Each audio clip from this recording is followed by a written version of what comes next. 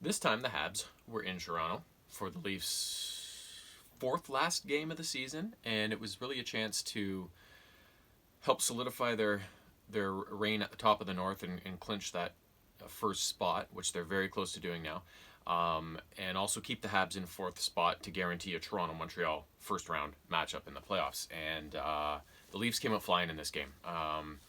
They scored 4 goals in the first period, and Habs fans will be like, "Well, we played against Ottawa last night, so we're tired." And whereas the Leafs hadn't played since Monday, right? Whereas if it's the Leafs that have played the night before, oh well, they've got to be professionals and suck it up, right? It depends on which team it is that has the back to back and what you'll get their fans. Oh, the Leafs should suck it up. They played last night. Well, they're all they do is play hockey, right? And the Habs fans, they play the night before. Oh, they're tired. They're tired. Fuck you. So 4 goals, first period. Tavares factored in on the first two very highly. The first one came 30 seconds in, 30-something seconds in. Habs tried to clear it. It was in the Habs end. In the right corner. They tried to clear it up the boards. Tavares made a really good play to get in front of the puck, keep it in, and then it kind of bounced into the slot where both Nylander and Galchenyuk were there swatting away at it, and there was also maybe 2 or 3 Habs. And eventually Galchenyuk just swatted it on the backhand, and it made its way past Primo, who got the start for the Habs. And that's another reason they lost the game, is that Primo is young and he can't play goal yet. Whatever. Fuck.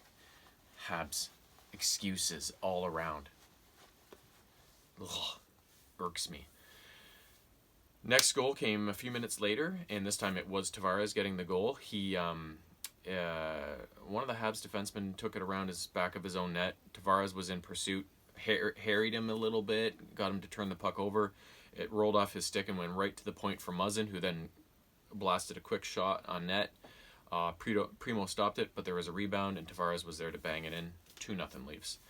Then just past the halfway point of the first period, a Leaf breakout saw the puck get shoveled up to Engvall on the left wing. He flew into the zone, put a shot on net. There was a rebound, and then he swatted the rebound past Primo. And it was like, I still haven't exactly seen how exactly it went in, but it was like a really sharp angled shot, almost right along the goal line and right low along the ice. And it looked like his pad was right against the post. So I don't know how it snuck in there, but it did. And it was 3-0 Leafs. And then the last goal was Marner, and it's kind of, the Leafs broke into the zone, and it got up to Sandin high on the right side, and then he kind of delayed for a bit, and then as Marner entered the zone, he got it to Marner, and he did some dangling, blip, blip, blip. It kind of went in behind the net on the right side, and kind of the goalie was out of position or something, and he was able to kind of tuck it in from behind the net on the backhand. It was a really sweet goal, and that was 4-0 Leafs. And in the second period, Mikheyev scored a goal that got disallowed. Should have been a goal. Because somebody was standing in the crease in front of the goalie. There wasn't any contact. It wasn't goalie interference. It was just that he was standing in the crease. I thought we were beyond that. Like the Brett Hull goal in the crease that cost Buffalo a Stanley Cup back in the late 90s or whenever that was. I thought that was all behind us, and a guy can be in the crease if he doesn't interfere with the goalie, and in this case he didn't. If Primo wasn't in yet in the second period, whoever it was, Jake Allen, if Allen had come up and tried to get to the top of his crease and run into whoever was standing in the crease, that's another thing, but he didn't.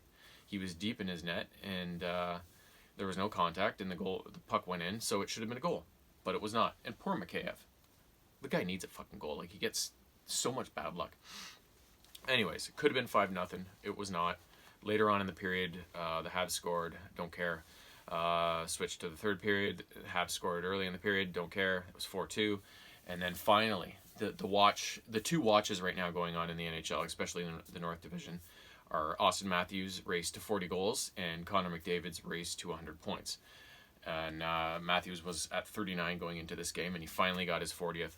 Little three-way passing play between Marner, Matthews, and Thornton as they entered the zone. There was lots of traffic, lots of Habs around, but Matthews just kind of used a defenseman as a screen, and then just from a little inside of the left face-off circle maybe, wired a shot low on the far side, on the glove side, right along the ice inside the post, inside the post, and that was 5-2.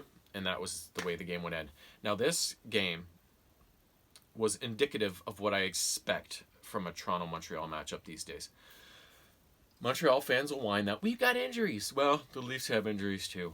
Both starting goalies are out. The Leafs are missing both of their Zachs, Bogosian and Hyman. The Habs are missing Drouin and a couple other guys. So, you know what? It's kind of even there. But the Leafs are just a far better team. A far better team. They got better defensive core. They got better forwards. The goaltending's a wash now because I believe Price's best days are behind him. He's still an effective goalie, but it's not the Carey Price of his prime, right? So the goaltending, I think, is a wash. And yeah, this was the Leafs brutally outplayed the Habs for most of the night. The Habs mounted their odd little stint of action here and there where they got some zone time. But for the most part, the Leafs just dictated the game. And, but the Habs played last night. The night before. Oh. But no. That's the way Toronto-Montreal games should go when these two types of teams face off against each other. Now, of course, it'll get a little tighter come playoff time. But I fully expect, barring any sort of disaster, that the Leafs should beat the Habs in a 7-game series pretty handily. So this was kind of just a bit of a serving of this is what's in store for you guys right now. At least I hope so. Again, barring any disaster. But I've been known to have been wrong before. So, but anyways, Leafs played a great game. Who was out of the lineup? Brooks wasn't in the lineup. They had some new guy. I forget his name. I didn't even know he was a member of the Leafs. I didn't even know his name before this game. And now I forget it. I fell asleep in the third period. And Engvall got into the lineup as well. So that internal competition that's going on with the Leafs right now is fantastic, because it just keeps everybody on their toes and playing at their best. And also shows that the Leafs have a lot of talent in their system beyond their starting lineup, right? So that's good. Now, to other matters, the whole Tom Wilson affair. What a fucking joke this whole thing has been. I love rough hockey. I love fights. I love big hits. But I fucking hate guys like Tom Wilson. I would love to have a guy like Tom Wilson on the Leafs as long as he could be reined in and not be a fucking complete idiot so many times, right? So a few nights ago, on Monday night maybe, Rangers and the Capitals played. And during a goalmouth scrum, one of the Rangers players, Pavel Buchnevich, who is not a tough guy, who is more of a offensive player. It was kind of a goalmouth scrum. He was looking to tap in a rebound or something, whatever.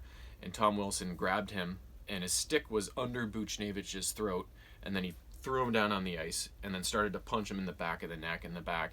So, there's no need for that. With the stick there, you could have crushed the guy's fucking larynx and choked him or something like that. And then you throw him down face first on the ice, and then you're punching him in the back of the head and the back of the neck. He could have broken his neck. Anything could have happened out of that, And then while this is happening, one of the Rangers, the most skilled players, who's just a tiny little fucking mite, Panarin, comes to try and get Wilson off of him or whatever, and he's got no helmet on to begin with. And Wilson starts throwing him around like a fucking ragdoll. His head's bouncing off the ice, all sorts of shit. So what happens from all this? Tom Wilson gets a $5,000 fine. No suspension. The guy's been suspended 5 times before this for other bullshit like this. And he gets a $5,000 fine. That's it. And they're equating a $5,000 fine to Tom Wilson as a McDonald's employee getting fined $17. So it's like, oh, did anything even happen, right? So, Rangers and Caps played again a few nights later, which was not last night, the night before maybe. And there was lots of conjecture on what's going to happen. A lot of times when something like this happens, the next game it's a dud. Nothing happens because nobody wants to fucking get in trouble or whatever. And in this case, there was even more conjecture towards that nature because it's like, well, who do the Rangers have that they're going to throw at anybody, right? They don't really have a tough guy on their team. Turns out the whole team wanted a piece of somebody. Off the opening face-off, 3 separate fights started out. Throughout the rest of the game, there were at least 3 more fights, including as soon as Wilson stepped on the ice for his first shift, Brendan Smith just didn't even give him a chance. Came over, and then the antics went on. There was a couple of ejections and misconducts, and at one point, Buchnevich, who was the player Wilson had down on the ice in the first game that caused all the fracas. Him and Mantha were going at it. They were, cross-checking each other. Mantha was sticking him, and eventually Buchnevich had enough and cross-checked him across the face, like the top of the visor sort of thing. And everybody's like, oh, he's going to get a suspension. And it's like, he probably is, because fuck, right? That's just the way this stupid scenario is going to work out. So then in the meantime, between the two games, the Rangers released a statement from their ownership saying George Parros, who is the NHL's head of player safety, who doles out the suspensions and all the discipline and stuff like that, who is a former NHL tough guy and should know fucking better. They called for his head, for him to be fired. This is obviously a neglection of duty to not suspend Wilson and let him think that it's okay for him to continue doing this type of stuff, which I totally agree with. Parros is off his fucking rocker for not suspending Wilson for that, especially considering he's got a reputation for this kind of bullshit, and how dangerous that situation was. And Panarin's not playing the rest of the season, by the way, after Wilson threw him around. So the Rangers, what happened after the aftermath, after both games had been played, after the statements, after everything, Wilson was fined $5,000. Buchnevich is suspended for one game and fined $28,000. And the Rangers as a team are fined $250,000 for the comments on Parros. This is complete and utter fucking bullshit. If Parros had been doing his job and seen the fucking thuggery that Wilson got up to and said, oh, okay, you know what, you're done. You're done for the rest of the season. You're fucking, like, come on. This is your 6th time being suspended. Like, get it through your fucking head, you dummy, right? And in the box afterwards, after he threw Panarin around, Wilson's like standing up like a tough guy with all his shirt off. Like, yeah, okay. You took a guy that's fucking a half foot shorter than you and 50 pounds lighter than you and threw him around like a rag doll. Way to go. What if it had been Ryan Reeves or somebody like that on the ice? You think he'd been fucking throwing people around? No. He'd be fucking 6 feet under right now. I wish he would be. Fucking prick. So, this is the fallout out of everything. And in the meantime, in the days between the two Rangers-Washington games, the Rangers owner who released those statements, who is, I guess, a pretty crazy kind of guy, he fires their president and their GM. So it's just like, between these two games, there was just so much chaos in tomfoolery that it's unbelievable. But I believe it's a disgrace. And they're saying, if Tom Wilson had been even suspended for that one game where the Caps and Rangers played again, none of this stuff would have happened. There might have been a couple fights here and there, but without Wilson in the game, really, who's there to have a beef with, right? So nothing probably would have happened.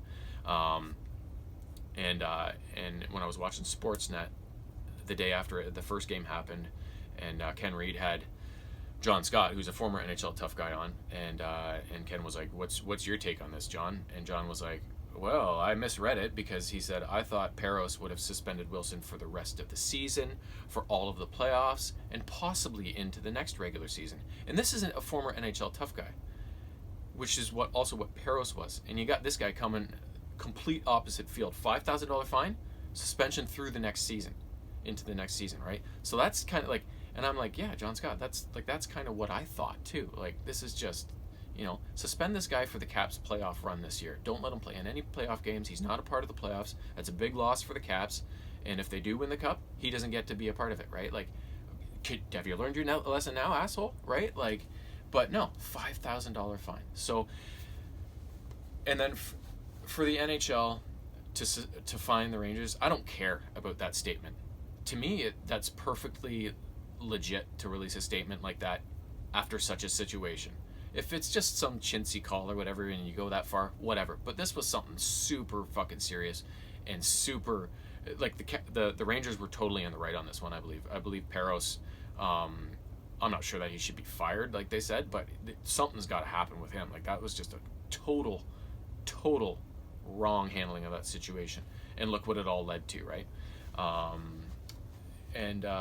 Yeah, what else do you say? Like, and when I saw Buchnevich cross-check Mantha in the face, I was like, well, that's fine. If they let Wilson get away with that, well, that's fine. You can just do anything you want now, apparently. And he gets suspended a game and fined $28,000 after Wilson only gets a $5,000 fine. Like, it's totally, you can't even wrap your head around it. It's so stupid. So, I love hockey. I love the NHL. I miss the rough stuff. I miss the 80s hockey when there were fights and everything galore. But that's not the way it is these days. but I like clean stuff. I like, you hit a guy in open ice cleanly. You have a fight because somebody did something, and it's two guys in the same weight class settling a score, whatever. Like, I like clean, tough hockey, not the shit that Wilson's always doing. It's just dangerous. It's reckless, and when you keep letting a guy like that get away with it, it's never gonna fucking stop. So, NHL, you drop the ball on Paros's handling of the situation. You drop the ball when you find the Rangers $250,000 for just stating the obvious. I don't think there's anybody. Well, no, there's probably people that do think what Wilson did was fine and are okay with the whole situation. But for the most part, and I'm a guy who's watched hockey my whole life, all my 44 years, except when I was just a little baby. And I love fights, I love hits, I love hockey violence. But this is horseshit, So you're gonna have a lot of people saying, NHL, you suck. Like, that was just complete bullshit on your part, and all facets of the handling of this situation. And yeah, you better get your shit together if you want. We'll see what happens the next time Wilson fucking maims somebody, and you're going, oh, why did he do that? Why can't he learn his lesson? Because you don't help him learn his fucking lesson. So, anyways, that's my 2 cents.